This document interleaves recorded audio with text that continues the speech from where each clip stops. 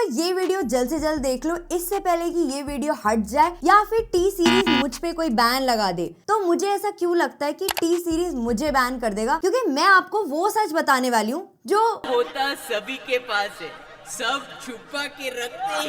तो सिंस ये सीक्वल्स का साल चल रहा है, 20 अक्टूबर को 2 मूवीज ऐसी रिलीज हुई जिसमें एक मूवी का तो ऑलरेडी सीक्वल अनाउंस हो चुका है, लेकिन पब्लिक उसे आने नहीं देना चाहती। गजब बेइज्जती है। और जो दूसरी मूवी है वो खुद ही एक सीक्वल है, जिस सीक्वल की ना तो किसी को जरूरत थी और ना ही किसी ने डिमांड की थी। और जो सीक्वल आया उसकी स्टोरी पहले वाली से बिल्कुल भी रिलेटेड नहीं है। तो 2.5 घंटे की मूवी ऐसा क्या नया ऑफर करती है जो ऑडियंस इस मूवी को देखने के लिए स्पेशली थिएटर तक जाए। तो देखो, स्टोरी जो है वो 3 कजिन्स के अराउंड रिवॉल्व करती है, और जिस चीज में सबसे ज्यादा क्रिएटिविटी लगी है ना, वो है इसमें मेन कैरेक्टर का नाम, जो नाम रियल लाइफ में शायद ही कोई पेरेंट अपनी बेटी का रखेगा। मतलब लाडली, सीरियसली। तो देखो, मूवी को डायरेक्ट किया है राधिका राव और विनय सप्रू ने, जिन्होंने लकी और सनम तेरी कसम जैसी मूवीज भी डायरेक्ट करी हैं। तो मूवी की एक्चुअल स्टोरी क्या है? बहुत से लोगों का कहना है कि ये मलयालम फिल्म बैंगलोर डेज का ही रीमेक है, जिसमें मीजान जाफरी ने कहा कि ये कहीं से भी बैंगलोर डेज की रीमेक नहीं है, थोड़ी बहुत इंस्पायर्ड लग सकती है बट एक्चुअल में बिल्कुल ही डिफरेंट मूवी है। तो मैंने तो ये मूवी देख ली और मुझे जितना बैंगलोर डेज के बारे में पता है, उसमें भी 3 कजिन्स होते हैं, इसमें भी 3 कजिन्स हैं। उसमें भी लड़की को फैमिली प्रेशर की वजह से शादी करनी पड़ती है। एक भाई उसका सॉफ्टवेयर इंजीनियर होता है और दूसरा एक बाइकर होता है। और सेम यहाँ पे भी लड़की अरेंज मैरिज कर रही है।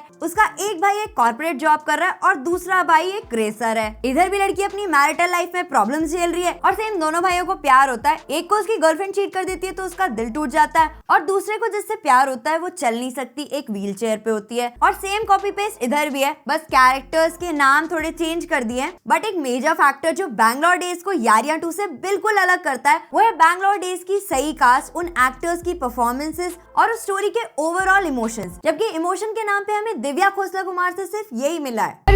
तो मोटे मोटे आंसू मोटे। और मैं मजाक नहीं कर रही, उनका ये फेस जो पिक्चर में काफी जगह ऐसा ही फेस था। मे बी उन्हें अपनी गलती का एहसास हो गया कि उन्होंने अपने कैरेक्टर का नाम सच में लाडली रख लिया। तो कैसे ये तीनों कजिन अपनी अपनी लाइफ के स्ट्रगल्स को झेलते हैं, कैसे इन सबकी अपनी बैक स्टोरी है, और जो इनके आसपास के कैरेक्टर्स हैं उनकी भी अपनी एक बैक स्टोरी है, और इस बैक स्टोरी को ये कैसे कनेक्ट करते हैं, उससे कैसे ओवरकम करते हैं, यही पिक्चर में दिखाया तो है। लेकिन इतना सारा क्यों दिखाया उसका कोई एक्सप्लेनेशन नहीं है। पिक्चर फर्स्ट हाफ में भी लेंदी लगती है और सेकंड हाफ की स्टोरी तो और भी स्लो चलती है। जो इन्होंने इतने सारे एंगल्स बिठाए, इतने सारे लोगों की बैक स्टोरी दिखाई, इसमें ये नहीं दिखाया कि इन तीनों कजिन्स की बॉन्डिंग इतनी स्ट्रॉन्ग कैसे है। अगर ये कजिन्स बाय ब्लड और फ्रेंड्स बाय चॉइस है तो इतने गहरे फ्रेंड्स हैं कैसे? पर पिक्चर देखने के बाद मुझे ये तो रियलाइज हो गया कि इन तीनों की केमिस्ट्री से अच्छी तो स्कूल में मेरी केमिस्ट्री थी। ना कोई इमोशनल कनेक्ट बन पा रहा, ना ही कोई बॉन्डिंग बन पा रही है। लेकिन पिक्चर में अचानक से ही कहीं से कोई भी लव स्टोरी स्टार्ट हो जा रही है, और मुंबई के नाम पे ट्रैफिक और बारिश दिखाने के बाद ये ब्रेकअप तक भी पहुंच जा रहे हैं। तो मुझे नहीं समझ आ रहा था कि किस अवार्ड विनिंग राइटर ने लिखी है, जिसका नाम द क्रेडिट्स में इन्होंने शो नहीं किया। शायद इसीलिए क्योंकि इन्हें भी पता था कि अगर राइटर की आइडेंटिटी रिवील कर दी तो पब्लिक बहुत मारने वाली है। ऊपर से इसके डायलॉग्स और भी ज्यादा क्रिंजी। आजकल के जमाने में ऐसे नजर कौन उतारता है ये मुझे नहीं पता। मतलब और कई तरीके मैंने सुने थे, लेकिन ये वाला तो दिव्या जी ने स्पेशली इस मूवी के लिए इनोवेट किया है। इवन मूवी देखने जाने से पहले मैंने एक आर्टिकल पढ़ा जिसमें इस मूवी के बारे में ये लिखा था कि इस फिल्म को म्यूजिकल भी कहा जा सकता है। तो मैंने माना कि टी सीरीज एक बहुत बड़ा चैनल है, 250 मिलियन प्लस सब्सक्राइबर्स हैं, बहुत से गाने ओन करता है, लेकिन ये तो जरूरी नहीं है ना कि आपने उन्हीं गानों को थोड़ा सा चेंज किया, उनका एक रीमेक वर्जन बनाया और उसे पिक्चर में डाल दिया तो पिक्चर म्यूजिकल हो गई। या फिर लॉजिक ये कहता है कि आपने कुछ ओरिजिनल नए सॉन्ग्स बनाए और वो सॉन्ग्स इतने हिट हुए कि मूवी म्यूजिकल बन गई। इतने सारे गाने होने के बाद भी मुझे सिर्फ एक ही गाना थोड़ा बहुत अच्छा लगा, वो भी अरिजीत सिंह की वजह से।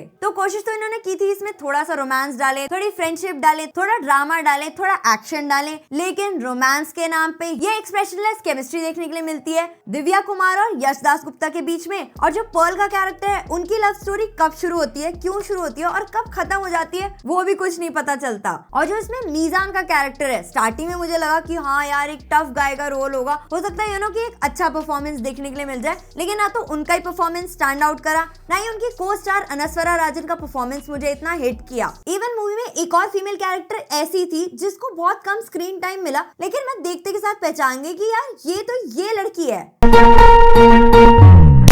लेकिन इनको भी पिक्चर में बस एक शो पीस की तरह यूज किया गया है। कहीं पे कोई डायलॉग नहीं है, कहीं पे कोई रोल नहीं है, तो क्यों कास्ट किया, क्या वजह थी, समझ ही नहीं आई। और जब पिक्चर में इन्हें ये नहीं समझ आ रहा था ना कि हाँ अब अगले कैरेक्टर से क्या डायलॉग बुलवाएं, तब इन्होंने रैंडम कोई सा भी गाना उठा के उसका रीमेक वर्जन डाल दिया और इंटरवल से पहले ऑडियंस में क्यूरियोसिटी बिल्डअप करने के लिए एक जबरदस्ती की लड़ाई करवा दी, जिससे ऐसा लगे कि हाँ तीनों कैरेक्टर्स एकदम अलग हो चुके हैं और अभी कितनी मुश्किलों से मिलेंगे। लेकिन इंटरवल के बाद बिना किसी हैसल के तीनों वापस से एक साथ हो जा रहे हैं। और एक्शन के नाम पे थोड़े बहुत जो बाइक राइडिंग या रेसिंग के सीन्स दिखाए हैं वो 2023 में किसे एक्साइट करेंगे, मुझे तो कोई आइडिया नहीं है। तो देखो 9 साल पहले यारिया मूवी आई थी जिसने ABCD के मायने ही बदल दिए थे और उसकी स्टोरी में भी कुछ खास नहीं था, किसी चीज का कोई सेंस नहीं था, लेकिन उसके गाने उस टाइम के हिसाब से अच्छे थे जो आज भी चल रहे हैं और कुछ थोड़े बहुत जाने पहचाने चेहरों की वजह से पिक्चर हिट भी हो गई थी। लेकिन इसका ये मतलब तो नहीं है ना कि कुछ नहीं मिल रहा तो चलो आओ सीक्वल ही बना लेते हैं, बंद करो।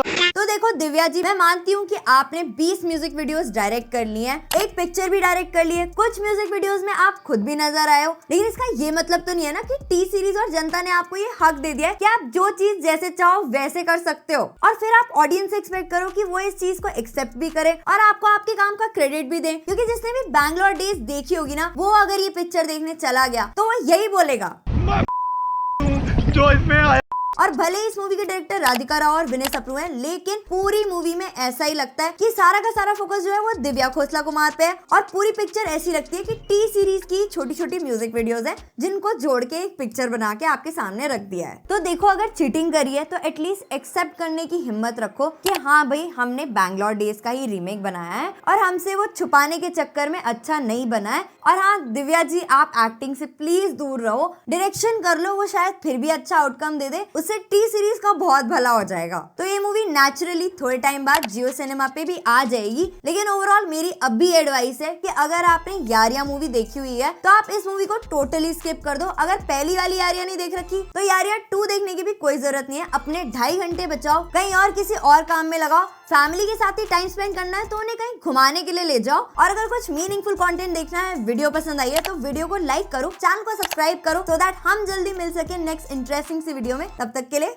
Goodbye. I wanna put up all my walls 'cause I'm not in the mood, but then I cut myself off from the rest of the room. I know that time can